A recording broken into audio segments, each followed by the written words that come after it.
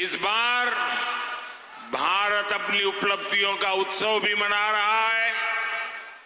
कुछ ही दिन पहले हमारे वैज्ञानिकों ने भारत को चांद पर पहुंचा दिया।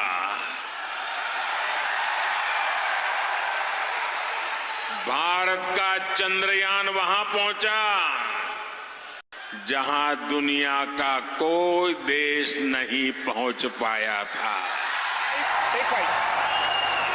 और जैसे हमारे छत्तीसगढ़ में लोग कहते हैं ना, छत्तीसगढ़िया सबसे बढ़िया, वैसे ही आज दुनिया के लोग कह रहे हैं भारत का चंद्रयान सबसे बढ़िया। साथियों, इन सफलताओं के बीच भारत ने G20 शिखर सम्मेलन का सफल आयोजन किया। सफल G20 हर देशवासी की तपस्या का परिणाम है। 140 करोड़ भारतीयों के परिश्रम का परिणाम है। G20 की एक और बहुत बड़ी विशेषता रही है, एक और बड़ी सफलता रही है। जिन छोटे छोटे देशों की आवाज वैश्विक मंचों तक नहीं पहुंच पाती थी, उनको पहली बार G20 में इतनी बड़ी भागीदारी मिली है। अपनी जड़ों से जुड़े रहने की वजह से आज भारत इतना बड़ा काम कर पाया है। जो वंचित है उसे वरीयता देना, यही आज के भारत की प्राथमिकता है। जिन गरीबों, वंचितों, दलितों, पिछड़ों, आदिवासियों की आवाज दबी हुई थी, उनके सपनों को हमने संकल्पों में बदला है। और मुझे खुशी है कि G20 को सफल बनाने में छत्तीसगढ़ की जनता की भी सीधी भागीदारी रही है। आपने नवा रायपुर में G20 की इतनी सफल बैठक कराई, आपने इतने अच्छे से मेहमानों का स्वागत किया, उनको छत्तीसगढ़ की संस्कृति, यहां के खान पान, यहां की विशेषताओं, यहां के सामर्थ्य के बारे में बताया। इससे पूरी दुनिया में छत्तीसगढ़ की चर्चा हुई है, यहां का गौरव बढ़ा है। एक समय था जब छत्तीसगढ़ की पहचान नक्सली हमलों और हिंसा से ही हुआ करती थी। भाजपा सरकार के प्रयासों के बाद आज छत्तीसगढ़ की पहचान यहां के विकास कार्यों की वजह से हो रही है। मेरे परिवारजनों, दिल्ली की भाजपा सरकार छत्तीसगढ़ के विकास के लिए कोई कोर कसर नहीं छोड़ रही है। लेकिन यहां जो कांग्रेस की सरकार है, वो विकास के काम में नहीं, बल्कि सिर्फ हवाई बातें और दावों में जुटी रहती है। छत्तीसगढ़ में बीजेपी सरकार का होने का बहुत बड़ा नुकसान, जब से बीजेपी सरकार गई, जब से ये लोग बैठे हैं, सबसे बड़ा नुकसान मेरे छत्तीसगढ़ के भाइयों बहनों को उठाना पड़ा है, मेरे नौजवानों को उठाना पड़ा है। केंद्र की भाजपा सरकार बीते 9 वर्षों में देश भर के गरीब परिवारों को करीब करीब 4 करोड़ घर दे चुकी है। कितने? जरा जोर से बोलिए, कितने? 4 करोड़ घर। हम चाहते थे कि छत्तीसगढ़ के गरीब परिवारों को भी पीएम आवास योजना का अधिक से अधिक लाभ मिले, लेकिन कांग्रेस की सरकार यहां छत्तीसगढ़ के गरीबों के पक्के घर नहीं बनने दे रही है। महिला कल्याण हो, पीएम स्वनिधि योजना हो, हर घर जल योजना हो, गरीब कल्याण से लेकर युवा कौशल और रोजगार की हर योजना में कांग्रेस ने, यहां की सरकार ने छत्तीसगढ़ को बहुत पीछे पहुंचा दिया है। मेरे परिवारजनों, कांग्रेस जिस तरह घोटालों की राजनीति करती है, उसमें सिर्फ उसके नेताओं की तिजोरी भरती है। भरती है ना? भरती है ना? लूट रहे हैं ना? गरीब कल्याण में भले पीछे हो, लेकिन भ्रष्टाचार में छत्तीसगढ़ की कांग्रेस सरकार लगातार आगे बढ़ रही है। आप कल्पना कीजिए, मैं तो सोच भी नहीं सकता हूं, देशवासी भी सोच नहीं सकते, गरीब से गरीब इंसान भी सोच नहीं सकता। आप कल्पना करिए, अगर कोई गाय के गोबर में भी भ्रष्टाचार करे तो उसकी मानसिकता क्या होगी।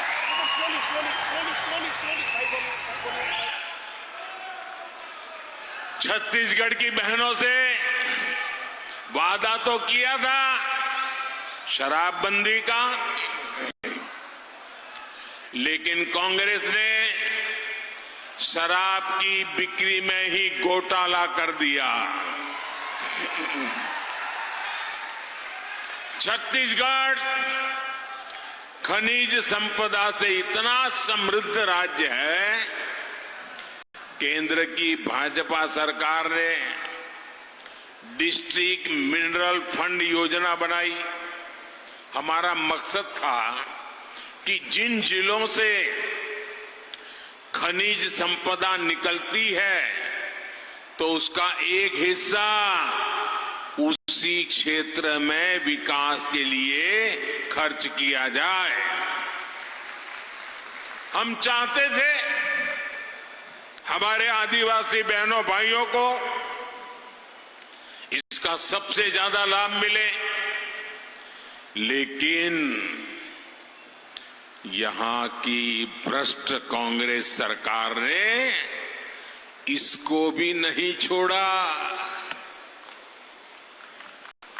छत्तीसगढ़ की खनिज संपदा को कांग्रेस के, उनकी जो पार्टी है ना, वो कांग्रेस के एटीएम की तरह उपयोग किया जा रहा है। एटीएम की तरह झूठा प्रचार और आकंठ भ्रष्टाचार, यही छत्तीसगढ़ कांग्रेस सरकार की पहचान है।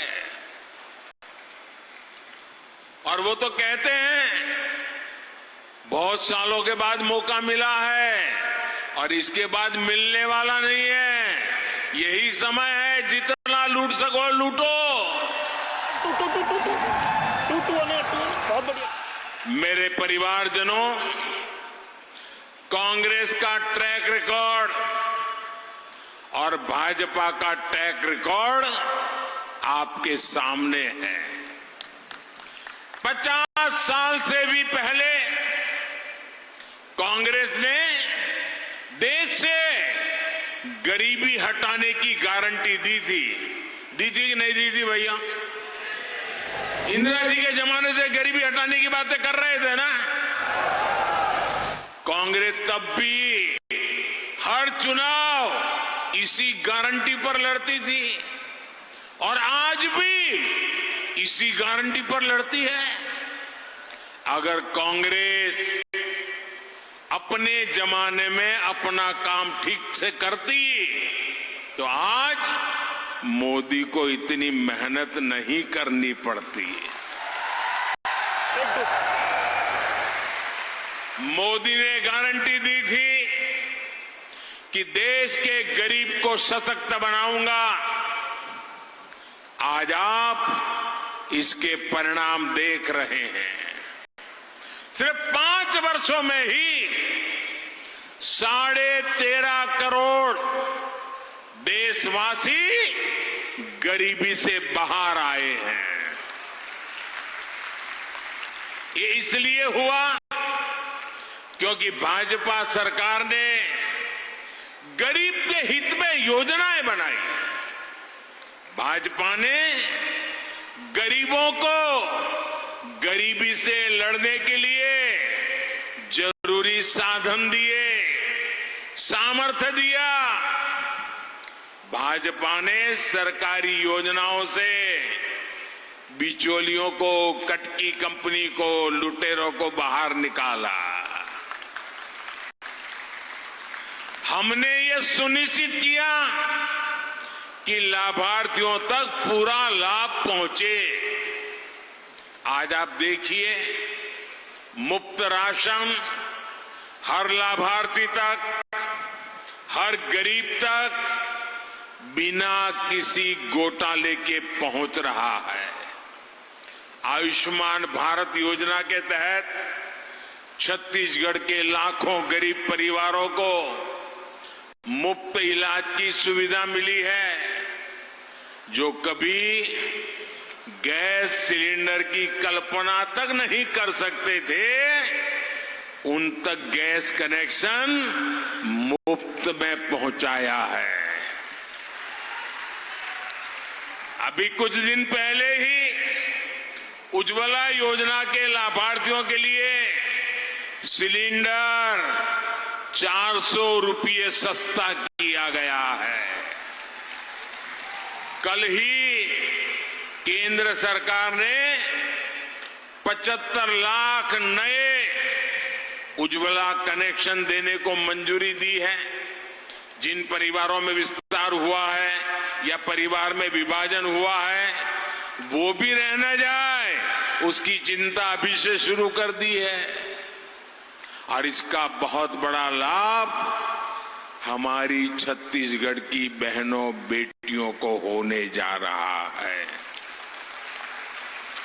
मेरे परिवारजनों, छत्तीसगढ़ में अच्छी सड़कों, अच्छी रेल व्यवस्था, बिजली, ये सारी सुविधा बहुत जरूरी है। जब दिल्ली और रायपुर दोनों जगह भाजपा सरकार होती है, तब ऐसी सुविधाएं तेजी से आखिरी गांव तक पहुंचती है, गरीब से गरीब तक पहुंचती है। आज अभी मैं सरकारी कार्यक्रम में से आ रहा हूं। उस सरकारी कार्यक्रम में मैंने जिन परियोजनाओं का लोकार्पण किया, वो सारी परियोजनाएं हमें छत्तीसगढ़ को नई ऊंचाई पर ले जाने की ताकत देती है, छत्तीसगढ़ के गरीबों का कल्याण करने की ताकत देती है। थोड़ी देर पहले जो कार्यक्रम हुआ, उसमें कुछ साथियों को सिकल सेल काउंसलिंग कार्ड भी दिए गए हैं। सिकल सेल एनीमिया एक ऐसी बीमारी है जो माता पिता से बच्चों तक जाती है। आदिवासी परिवारों में ये बहुत बड़ी चुनौती रही है। ये आदिवासी युवाओं के स्वास्थ्य और स्वाभाविक विकास को प्रभावित करता है। इसलिए भाजपा सरकार ने पहली बार इससे मुक्ति के लिए, सिकल सेल से मुक्ति के लिए मेरे आदिवासी भाइयों बहनों बच्चों को मदद करने के लिए एक राष्ट्रीय अभियान शुरू किया है। इसके तहत आने वाले 3 वर्षों में 7 करोड़ साथियों की जांच की जाएगी। हमने संकल्प लिया है कि आदिवासी माताओं बहनों बच्चों को सिकल सेल की इस बीमारी से मुक्ति दिला करके ही रहेंगे। मेरे परिवारजनों, भाजपा की प्राथमिकता छोटे किसान है, आदिवासी किसान है। भाजपा का निरंतर प्रयास है कि छोटे किसानों की उपज और वनोपज उसको महत्व मिले, उन्हें अधिक से अधिक दाम मिले। अभी दिल्ली में G20 के लिए जो मेहमान आए थे, उनको हमारी राष्ट्रपति आदरणीय द्रौपदी मुर्मू जी ने एक बोझ दिया था। दुनिया के बड़े बड़े नेता भोजन के लिए पधारे थे और हमारे राष्ट्रपति जी ने उनको क्या खिलाया? कोदो, कुटकी, रागी। हम जो अपने परिवारों में खाते हैं, जिसे मोटा अनाज कहते हैं, जिसको आजकल हम श्री अन्न कहते हैं, और जो हमारे छोटे छोटे किसान छोटी छोटी जमीन के टुकड़ों पर उगाते हैं, जो मेरे आदिवासी भाई बहन उगाते हैं, हमने इन मोटे अनाजों से बड़े बड़े नेताओं का स्वागत किया है। भारत का श्री अन्न, आपके खेतों में उगने वाला श्री अन्न विश्व की पोषण और पौष्टिक सुरक्षा का ब्रांड बने, ये मोदी का मिशन है। हमारे आदिवासी बहन भाई जंगल से जो उत्पाद इकट्ठा करते हैं, ऐसे उत्पादों के बेहतर दाम देने के लिए भी भाजपा प्रतिबद्ध है। इसलिए बीते 9 वर्षों में दर्जनों वन उपजों को समर्थन मूल्य के दायरे में लाया गया है। जो सैकड़ों वनधन केंद्र बनाए गए हैं, इससे भी इन वन उत्पादकों की अधिक कीमत मिलनी तय हुई है।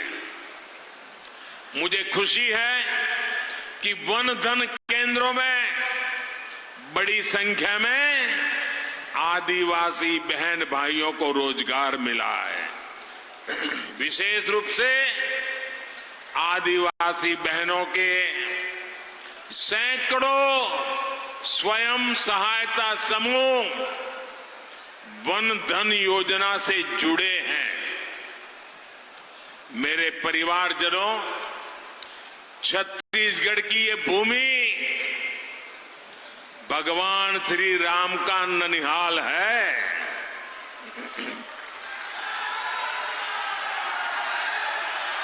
माता कौशल्या का भव्य मंदिर यहां है। आज इस पवित्र भूमि पर मैं आप सभी को, आप सभी भाई बहनों को हमारी आस्था हमारे देश के खिलाफ जो साजिश हो रही है, उसके प्रति जागरूक करना चाहता हूं। जिन लोगों को आप सभी ने पिछले 9 साल से केंद्र सरकार से बाहर कर रखा है, जो लोग लगातार चुनाव हार रहे हैं, वे लोग अब आपसे इतनी नफरत से भर गए हैं कि उन्होंने आपकी पहचान, आपकी संस्कृति के खिलाफ ही मोर्चा खोल दिया है। इन लोगों ने मिलकर एक इंडी गठबंधन बनाया है। कुछ लोग इसे गठबंडिया गठबंधन भी कहते हैं। अब इंडी गठबंधन ने तय किया है कि वो भारत की सनातन संस्कृति को समाप्त करके रहेगा, यानी जो संस्कृति हजारों साल से भारत को एक किए हुए है, सत्ता के लालच में ये लोग अब उसे तोड़ना चाहते हैं। सनातन संस्कृति वो है जिसमें भगवान राम सबरी को मां कहकर उनके झूठे बैरों को खाने का आनंद लेते हैं। सनातन संस्कृति वो है जहां राम वनवासियों को, निषाद राजगृह को अपने भाई से भी बढ़कर बताते हैं। सनातन संस्कृति वो है जहां राम नाव चलाने वाले केवट को गले लगाकर धन्य हो जाते हैं।